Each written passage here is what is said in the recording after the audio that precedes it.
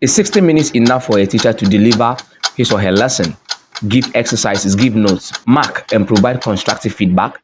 Well, this was one of the response from one of my followers. According to him, it is not enough. And according to someone, it is more than enough.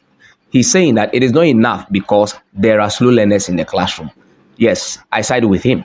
In every classroom setting, the teacher is presented with different learners with different or diverse learning needs. And it's up to you, the teacher, to be able to identify each and every child's needs so that you deliver your lesson to meet the needs. You have a group of students who you can label as slow learners.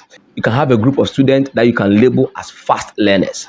Now, as a teacher, how would you handle slow learners in your class? In this video, I'm going to help you identify the common traits of slow learners, as we say, or as we put it, so that as a teacher, that will be the first point of call. That is, you identify the slow learners in your class, which will help you to now develop the strategies and the pedagogies and the methodologies to help meet the needs of these learners. If this is your first time, this is Professional Teachers Forum. Kindly follow, like, subscribe, and share.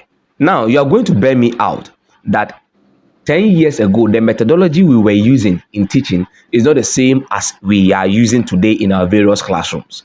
They are not the same. Now, how do we identify slow learners in our class? There are 4 common traits that you need to consider before you can identify these traits. As a teacher, you need to observe, assess, and understand the learning needs of all your learners. Here are the 4 common traits that every teacher should consider if he or she wants to identify slow learners in the class in order to provide help for these kind of learners. If you have watched up to this very hour, kindly join the family. Hit on the subscribe button, the follow button, like, comment your experience, and then share your thoughts and share this video. 1. The first trait you need to consider is academic traits. Students that are slow in learning, 1, under the academic traits, they find it difficult to grasp concepts, the concept you are teaching. 2, they are very slow in completing assignment or task you've given to them. They struggle with basic learning skills such as reading, writing, and then arithmetic. They find it difficult in following academic instructions. Their test performance are always poor. So these are some of the sub traits that are under the academic traits if you want to really identify slow learners. The second trait is the behavioral traits. Under behavioral traits, if you find yourself in the classroom where certain students find it difficult to participate in classroom, then that child might be a slow learner. Again, such learners, they find it difficult in staying focused whenever you are teaching in the class. Again, such students under behavioral traits, they are easily distracted. Again, they avoid challenging tasks. And also, such students require repetition of instructions in the classroom. If you are able to identify children with these traits, you can label them as what? Slow learners, though it is not right to label them as such.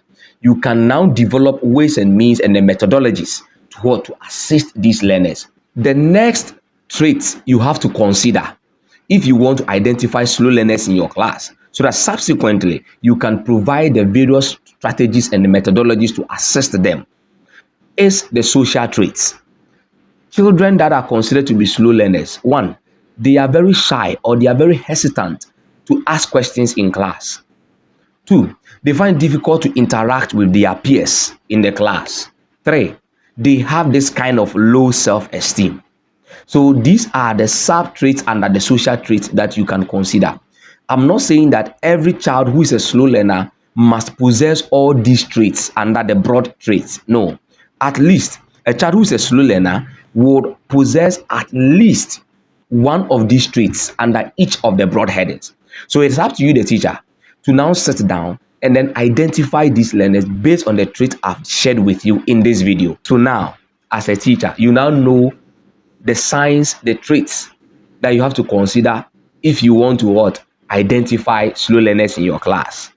Remember, you need to observe, assess, and understand the needs of your learners before you can actually identify or group them.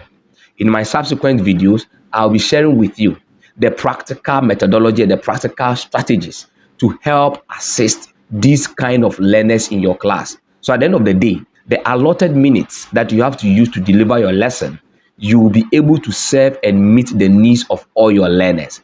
This has been Nuete Benjamin Agbete, Professional Teachers Forum. Join the family, follow, like, and share.